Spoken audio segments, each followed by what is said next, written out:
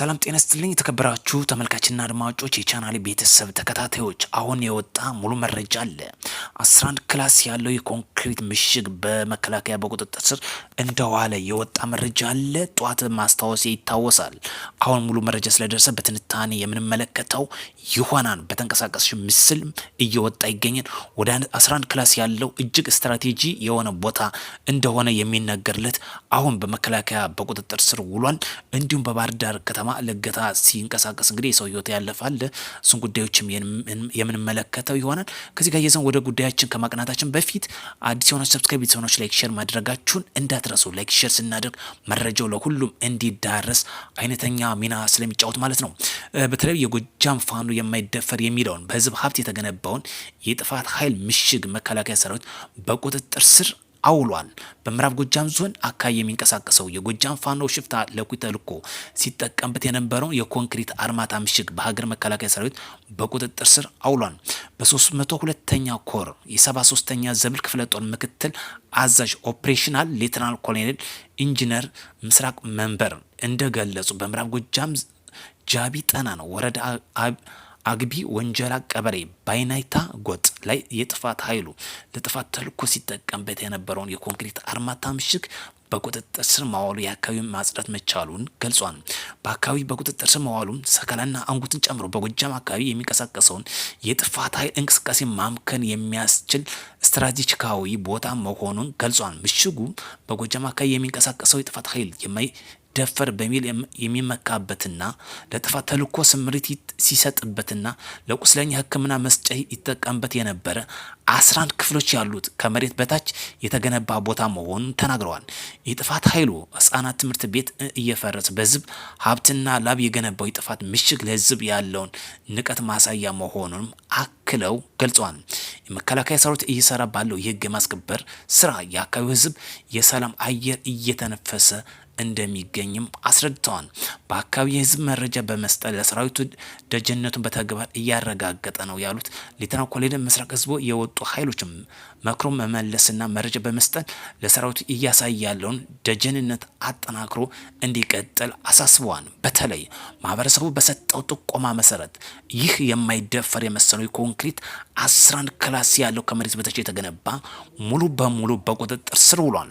በዚህም ላውንቸር እንዲሁም ለህክምና አገልግሎት የሚጠቀምባቸው የተለያዩ ተተኳሽ መሳሪያዎችም በቁጥጥር ስር ማዋሉን ገልጿል ማለት ነው። ይህ ቦታ ሙሉ በሙሉ አሁን በመከላከያ ስር እንደገባ ተገልጿል ማለት ነው። ጧትም በቪዲዮ አስደግፍ በተንቀሳቃሽ ምስል አስደግፈ መግለጻችን ይታወሳል። አሁን ከመሬት በታች ወደ 11 ክላስ ያሉት እንዲሁም ደግሞ ለህሙማን ለታካሚዎችም የተለያየ መድኃኒት የሚሰጥበት ከፍተኛ አመራሮች የመቆያ የሚጠቀሙበት መሆኑን እየተገለጸ የሚገኘው ስለዚህ አለ የለም ይባል እንዲሁም ደግሞ ለወታደራዊ ማዘዣነት ሲጠቀምበት የነበረ አጠቃላይ ከፍተኛ አመራሮች በዚሁ ቀጠና የሚቀመጡበት በተለይ ሰከላ አዲስ ዓለም ተብሎ የሚታወቁትን በዚሁ ዙሪያ አካባቢ እንደ ዋነኛ ማዘዣነት ሲጠቀምበት እንደነበረ የተገለጸው ስለዚህ ስትራቴጂካሊ የሆነ ቦታ እንደሆነ ነው። ይህን እንግዲህ በማህበረሰቡ በተሰጠ ጥቆማ መሰረት ሙሉ በሙሉ እንደጸዳና አሁን በመከላከያ ቁጥጥር ስር እንደሆነ የተገለጸ የሚገኘው። ሌላኛው ጉዳይ ከምንመለከተው እጅግ በሚያሳዝን ጉዳይ በባህር ዳር ከተማ ቀበሌ 16 ቁልቋል ትምህርት ቤት አካባቢ ዛሬ ታህሳስ 15 2018 ዓመተ ምህረት ጧት አካባቢ ገደማ አንድ ህፃን እገታ ፈጽሟል። የእገታው ህፃን እንግዲህ ለማስጣል አንድ አሽከርካሪ ሹፌር እየተከታተለ ባለበት ጊዜ እንግዲህ ጭንብል ለብሰው እንዲሁም ደግሞ የጸጥታ አካላት ዩኒፎርም አመሳስለው በመልበስ ሹፌሩን እንዳይከተላቸው እንግዲህ በተተኮሰ ጥይት ህይወቱ ማለፉ ተገልጿል። እጅግ አስነዋሪ ጉዳይ ነው። ይህን ድርጊት እንግዲህ ጸጥታ አካላት በተቀናጀ መልኩ ጥናትን እያደረጉ ይገኛሉ። ሙሉ መረጃ ሲደርስ ተከታትለን ለእናንተ መልሰን የምናስደምጣችሁ ይሆናል። እስከዛ ድረስ አዲስ የሆናችሁ ሰብስክራይብ ማድረግ እንዳይረሳ፣ ቤተሰብ የሆናችሁ ደግሞ ላይክ ሼር ይደረግ። ሀገር መከላከያ ሰራዊት ህግን እያስከበረ ይገኛል። ህግን ደግሞ እያስከበረ የሚገኘው ሁላችን በመረጃ በሎጂስቲክ አብረን መስራት እንደሚገባ ማሳሰብ እንፈልጋለን። ሌላኛው ጉዳይ ጀነራል ይልማ መርዳሳ የኤሮባይ የድሮ ማምረቻ ጉብኝት አድርገዋል። ተዘዋውረው ጎብኝታን ያለበት ሁኔታ ማለት ነው። በተለይ በጉብኝታቸው ወቅት እንግዲህ የኢንፎርሜሽንና የመረብ ደህንነት አስተዳደር ዋና ዳይሬክተር ክብርት ወይዘሮ ትዕግስት ሐሚድ እና ምክትል ዋና ዳይሬክተር ጋር ሰፊ ውይይት እንዳደረጉ ተገልጿል። ውይይቱ በዘመናዊ የመከላከያና የደህንነት ስርዓቶች ውስጥም የድሮን ቴክኖሎጂ ያለው ስትራቴጂክ አስፈላጊነት ከሳይበር ደህንነት ስርዓቶች ጋር የማዋሃድ አቅም እና በሀገር በቀል እውቀትና አቅም የሚሰሩ የድሮን ቴክኖሎጂ ማሳደግ ላይ ያተኮረ መሆኑ ነው የተገለጸ። በተለይ በዚህ እንግዲህ ድሮን ማምረት አሁን በቅርብ ጊዜ ጀምረን እጅግ ከፍ ያለ አስተዋጽኦ እያመጣ ይገኛል። በዚህም እንግዲህ ጀነራል ይልማ መርዳሳ በቆይታቸው እንግዲህ በእነዚህ ጉዳዮች ላይ ያጠነጠነ ጉብኝት እንዳደረጉ ነው። አቅምን ራስን በራስ እንግዲህ የድሮን ትጥቅ ከገባን እንግዲህ 1 አመት ባልሞላን ውስጥ ከፍተኛ የሆነ እንግዲህ መጠን በማምረትም ጥራትን በመጨመር እንዲሁም ደግሞ የአካባቢ ሰላም ጸጥታ እንግዲህ ከፍተኛ ሚና እየተጫወቱ ይገኛል። በተለይ ፋኖ ታጣቂዎች እንግዲህ ጥሩ ማስታገሻ እየተሰጣቸው የሚገኘው በዚህ ጉዳይ ነው።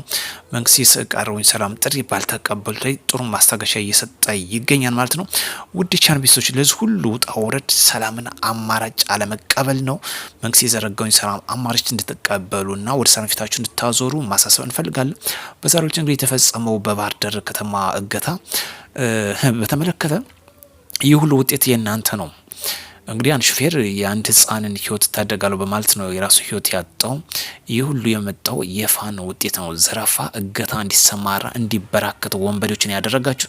ስለዚህ ውድ ቻምፒዮንስ ፊታችሁን ወደ ሰላም ታዞር ማሳሰብ ፈልጋለሁ። በሌላ መረጃ እስክንገናኝ መልካም ምሽት እንዲወላችሁ ከወዲሁ እመኛለሁ።